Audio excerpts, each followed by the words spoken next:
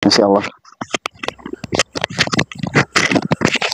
Dulu semuanya, malam ini ketemu lagi dengan Mas No. Kali ini Mas No ingin menemui sosok tokoh masyarakat yang beliau cukup dikenal di daerah Sumber. Mungkin beberapa hari yang lalu pernah saya silaturahmi ke rumah beliau. Tapi biasanya beliau itu kalau tengah malam seperti ini, beliau jarang di rumahnya.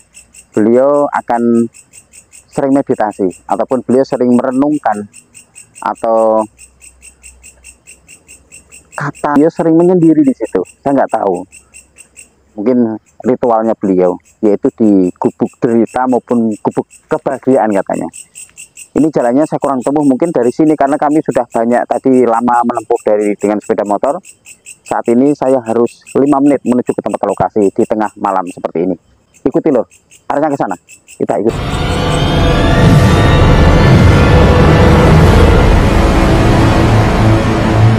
Snow Masker.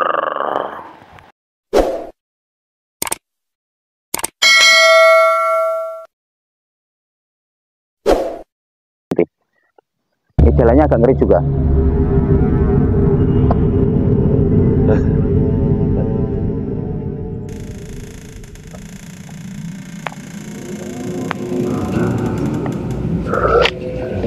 Masya Allah.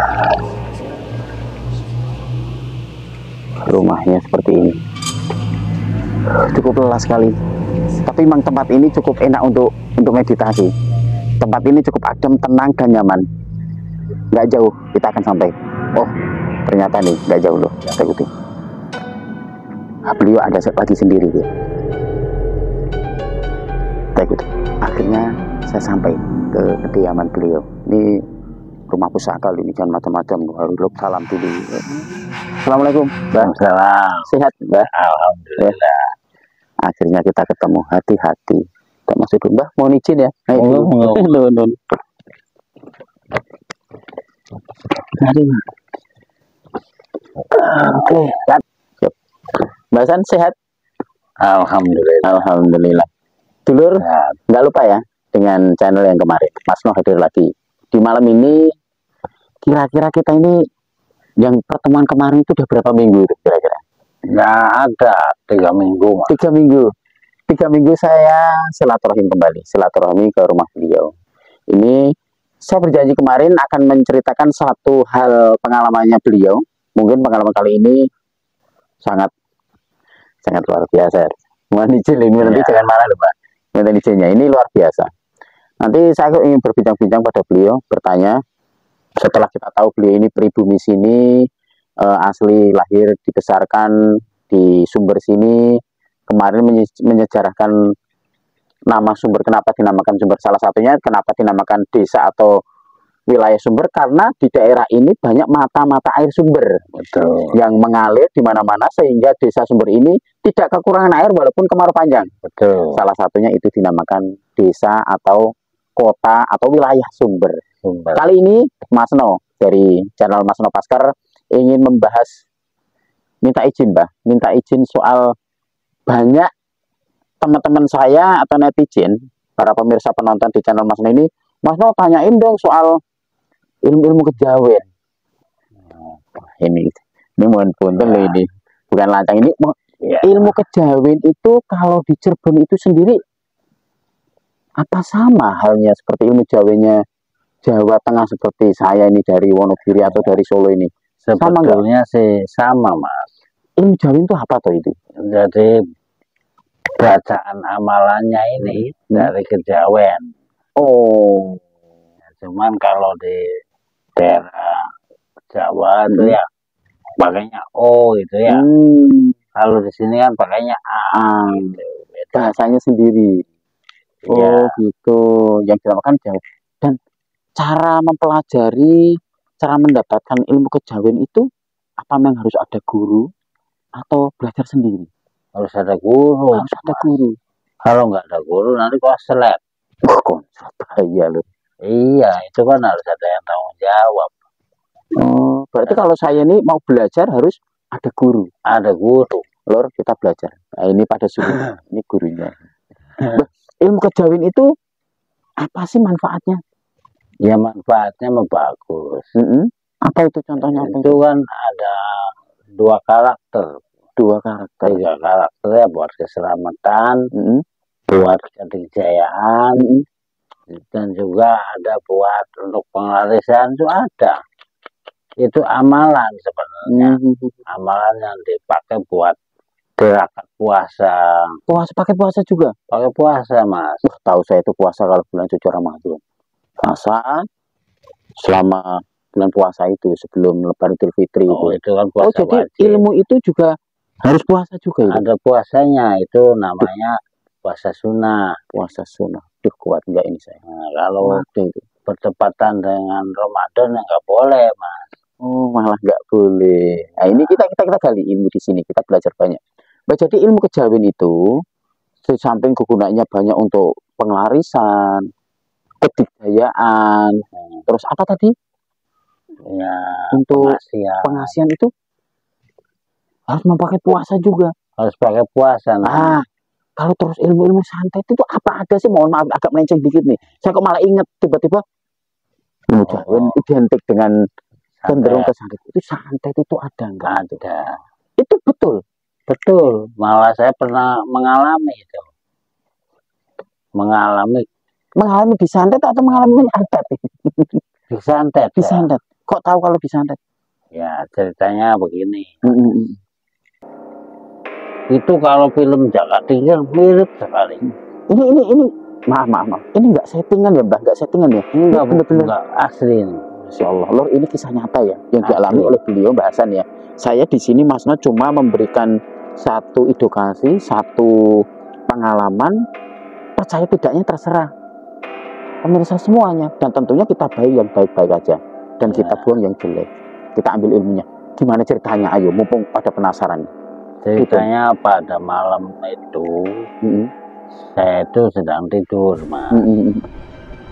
Pas tengah malam sekitar jam 2 malam. Ya, itu saya mimpi awalnya. Mimpinya itu saya ada yang nyerang, Mas. Tapi nggak kelihatan barangnya. Itu masuk semua ke badan saya seperti jarum. Wah, saya sakit terus. Kalau yang terbondo apa namanya, saya rep-rep apa ya, antara tidur dan tidak rep-rep. Saya bukan, saya tuh ini pasti ada yang nyerang. Jadi saya itu membaca surat yang istilahnya untuk menolak itu tadi ya. Nah, saya waktu itu sering ngamalin Lati regulator soru wahwa yubabsar bahwa lati. Nah, itu mental, Mas. Saya hilang. Tapi datang lagi, Mas. Datang lagi. Nah, saya baca lagi. Bacaan yang sama? Bukan. Bukan lagi. Pakai lafaz jakum Rasulullah min anfusikum ajun aling wanis marisun alaikum ilmu nafuraka bayan tawala pakulah ya Allah la ilaha illallah wa barakatuh. Nah, itu mental lagi, Mas. Itu yang dialami rasakan itu? Iya. Ketiganya datang lagi lebih besar, Mas. Serangannya tuh sampai lumpuh ya. Lumpuh? Iya, dalam mimpinya ya. Oh, dalam mimpi ya. Nah, saya bacain lagi itu pakai namanya hijab arti, Mas. Hijab arti berarti. Nah, itu saya bacanya begini. Lalu itu juga ada boleh dicatin wa berizin alamin abu dibisakat wa antara jaya ilaih nasaidi apa jasain ruang dipolis. Mentah, bukan mentah, Mas.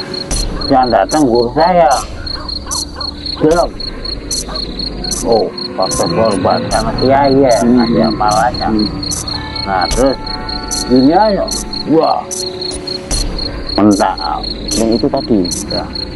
Terus datang orang tua, Mas, nepuk kiai saya. waduh deh, orang udah tua masih hebat baik ya. Ini deh belum sempurna ya. Ya saya terbangun mas, kok beneran juga ini kami itu begini. Saya tanyain nanti habis subuh saya sholat berjamaah di masjid. Kemudian saya tanya sama kiai saya itu, karena semalam datang lewat mimpi begitu. Bilang, wah itu cuma mimpi. Nah, ceritanya saya maghrib itu mas, penasaran. Saya kan akhirnya punya amalan penerawangan ya. Sama penerawangan tongol itu. Orangnya menyerang. Bukan dalam mimpi itu orang tua, bukan mas. Tapi ini asli orangnya masih muda, usia saya. Tongol waktu zaman itu ya. Kalau sekarang saya udah tua. Tongol sampai 3 kali mas. Akhirnya penasaran. Kamu saya orangnya. Saya tanyain kaget ya. Kok bisa tahu? Oke aja. Kamu mainnya ke rumah saya aja. Mau saya ceritakan sesuatu. Dan ternyata memang betul. Katanya saya ngelakuin begitu pakai ilmu santet. Cuman kalau pengen dicoba jangan ke orang biasa katanya. Orang yang sering istirahat itu bahaya. Di sisi masnya itu tadi ya seperti itu ngomongnya. Oh ternyata nyoba ilmu mas. Tadi kamu hebat pakai apa pak? Ya saya jelasin ya pakai ini. Tapi saya kadung sudah ngobrol sama kiai saya teh. Harus minta maaf sana. Itu udah datangnya sama kiai saya, dimarahin habis-habisan. Orang itu jadi ceritanya lewat mimpi akhirnya sampai ketemu di dunia nyata, nggak mimpi lagi. Nyata, bukan mimpi lagi. Udah nggak mimpi lagi. Dan itu tapi setelah mimpi bangun dari mimpi tidur itu ada nggak yang dirasakan sakit beneran terus sembuh atau memang nggak ada sakit sama sekali? Nggak ada mas. Ada. Jadi ilmu Hujibarti itu ternyata dalam kitabnya itu untuk menolak santet. Yang bisa kita petik dari hikmah semua pembicaraan kami berdua ini adalah beliau ini dari dunia mimpi sampai menjadi dunia nyata, semua ini menjadi kenyataan. Yang dikatakan beliau ilmu santet-santet, memang diakui ternyata memang ada sosok manusia yang mengaku dirinya mencoba ilmunya, yaitu ilmu santet yang diwajibkan atau dikhususkan mencoba itu dengan orang yang tidak sembarangan orang kosong. Ternyata ilmu itu, ilmu beliau yang menyantet itu harus dicoba dengan seseorang yang sudah punya ilmu, salah satunya bahasan. Nah, bahasan ini alhamdulillah mengamalkan beberapa ilmu atau satu ilmu yang bisa menolak, mengusir serta menghancurkan itu sendiri. Betul. Dan yang lebih penting lor, ilmu bahasan adalah ilmu dari Allah. Tentunya bahasan ini tidak meninggalkan sholatnya dan tetap menjalankan puasa dengan sunnah-sunnah ajaran Rasulullah SAW. Jadi dalam pembicaraan kami, ayo kita ambil hikmah di balik semua ini. Apapun kekuatan manusia, siapapun kekuatan mereka, baik setan, binatang, maupun manusia sekuat apapun, bahasan punya satu sandaran, Allah Subhanahu wa Ta'ala.